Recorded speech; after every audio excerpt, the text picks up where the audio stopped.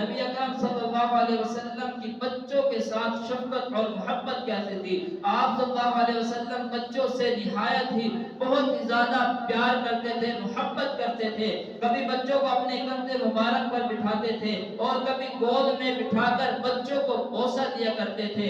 حضرت انس بن مالک رضی اللہ تعالی عنہ بیان کرتے ہیں کہ اللہ کی قسم میں نے آپ صلی اللہ علیہ وسلم سے زیادہ بچوں پر شفقت کرنے والا نہیں دیکھا۔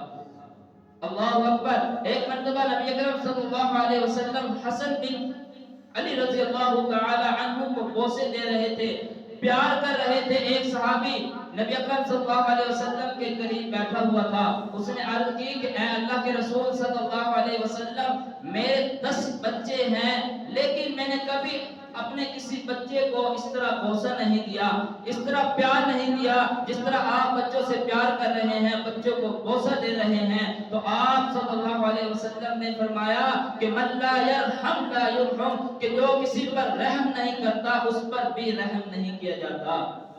یہ ہے نبی اکرم صلی اللہ علیہ وسلم کی بچوں کے ساتھ شفقت اور محبت کہ آپ صلی اللہ علیہ وسلم بچوں کو اپنے قد مبارک پر بٹھاتے تھے اور اپنے گود میں بٹھا کر بوسے دیا کرتے تھے۔ اسی